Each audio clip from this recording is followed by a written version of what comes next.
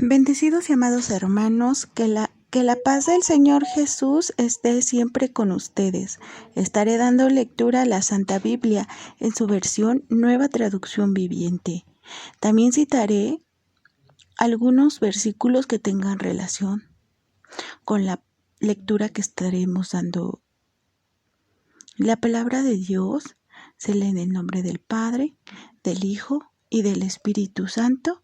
Amén. Comencemos. Génesis 2, versículo 5. El hombre y la mujer en el Edén, cuando el Señor Dios hizo la tierra y los cielos. Versículo 5. No crecían en ella plantas salvajes, ni grano, porque el Señor Dios aún no había enviado lluvia para regar la tierra, ni había personas que la cultivaran. Versículo 6. En cambio del suelo brotaban manantiales que regaban toda la tierra. Versículo 7. Luego el Señor Dios formó al hombre del polvo de la tierra, sopló aliento de vida en la nariz del hombre, y el hombre se convirtió en un ser viviente. De ahí nos vamos a Primera de Corintios, capítulo 5, versículo 47. Adán, el primer hombre, fue formado del polvo de la tierra, mientras que Cristo, el segundo hombre, vino del cielo. Corintios 1, capítulo 15, versículo 45. Las Escrituras nos dicen, el primer hombre, Adán, se convirtió en ser viviente, pero el último Adán es Cristo. Es un espíritu que da vida. Regresamos a Génesis 2, versículo 8. Después, el Señor Dios plantó un huerto en Edén, en el oriente, y allí puso al hombre que había formado. Versículo 9. El Señor Dios hizo que crecieran del suelo toda clase de árboles hermosos y que daban frutos deliciosos. En medio del huerto puso el árbol de la vida y el árbol del conocimiento del bien y del mal. Versículo 10. Un río salía de la tierra de Edén, que regaba el huerto, y después se dividía en 4 ramales. Versículo 11. El primero, llamado Pisón, rodeaba la tierra de Ávila, donde hay oro. Versículo 12. El oro de esa tierra es excepcionalmente puro. También se encuentran ahí resinas aromáticas, piedras de ónice. Versículo 13. El segundo, llamado Guión, rodeaba toda la tierra de Cus. Versículo 14. El tercero, llamado Tigris, corría al oriente de la tierra de Asiria. El cuarto se llamaba Éufrates. Versículo 15. El Señor Dios puso al hombre en el jardín de Edén, para que se ocupara de él y lo custodiara. Pero el Señor Dios le advirtió: puedes comer libremente del fruto de cualquier árbol del huerto. Versículo 17. Excepto del árbol del conocimiento del bien y del mal. Si comes de su fruto, sin duda morirás. Versículo 8. Después el Señor Dios dijo: no es bueno que el hombre esté solo, haré una ayuda ideal para él. Versículo 19. Entonces el Señor Dios formó de la tierra todos los animales salvajes y todas las aves del cielo. Las puso frente al hombre para ver cómo las llamaría. Y el hombre escogió un nombre para cada uno de ellos. Versículo 20.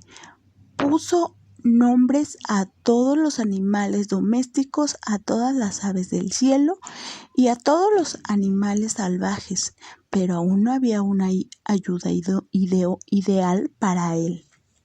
Versículo 21. Entonces el Señor Dios hizo que el hombre cayera en un profundo sueño. Mientras el hombre dormía, el Señor Dios le sacó una de sus costillas y cerró la abertura. Versículo 12. Entonces el Señor Dios hizo de la costilla a una mujer y la presentó al hombre. Versículo 23. Al fin exclamó el hombre: esta es hueso de mis huesos y carne de mi carne. Ella será llamada mujer, porque fue tomada del hombre. Versículo 24. Esto explica por qué el hombre deja a su padre y a su madre y se une a su esposa, y los dos se convierten en uno solo. Aquí nos vamos a Mateo 19, versículo 3.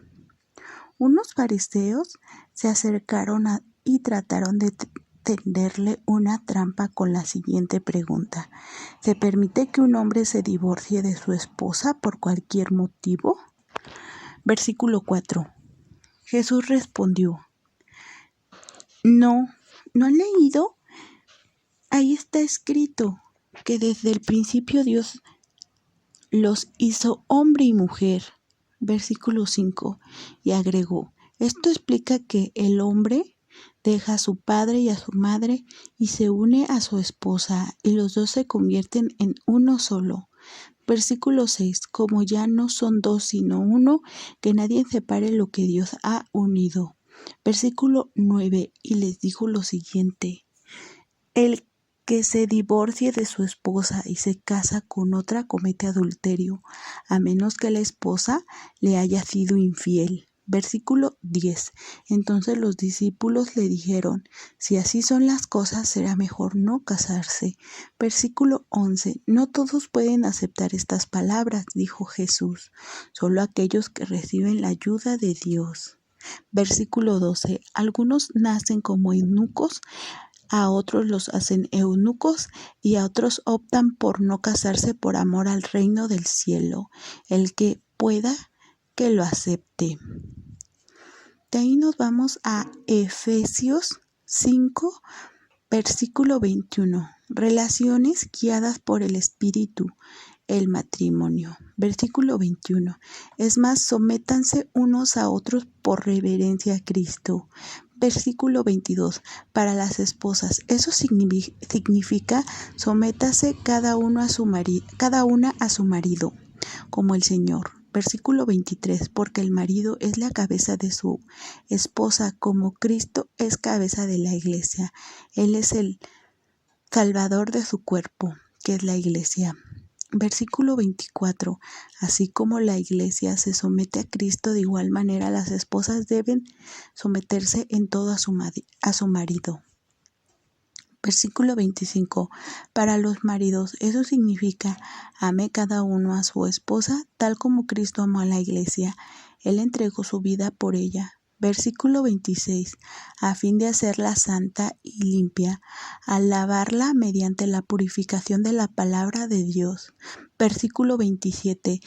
Lo hizo para presentársela a sí mismo como una iglesia gloriosa, sin mancha ni arruga, ni ningún otro defecto. Será en cambio santa e intachable. Versículo 28. De la misma manera, el marido debe amar a su esposa como ama a su propio cuerpo, pues un hombre que ama a su esposa en realidad demuestra que se ama a sí mismo. Versículo 29. Nadie odia a su propio cuerpo, sino que lo alimenta y lo cuida, tal como Cristo lo hace por la iglesia. Versículo 30. Y nosotros somos miembros de su cuerpo. Versículo 31. Como dicen las Escrituras, el hombre deja a su padre y a su madre y se une a su esposa, y los dos se convierten en uno solo. Versículo 32. Eso es un gran misterio, pero ilustra la manera en que Cristo y la iglesia son uno. Versículo 33. Por eso, les repito, cada hombre debe amar a su esposa como se ama a sí mismo, y la esposa debe respetar a su marido. Evitar el pecado sexual. Primera de Corintios 6, versículo 12. Ustedes dicen: se me permite hacer cualquier cosa, pero no todo les conviene, y aunque se me permite hacer cualquier cosa, no debo volverme esclavo de nada. Versículo 13. Ustedes dicen, la comida se hizo para el estómago y el estómago para la comida.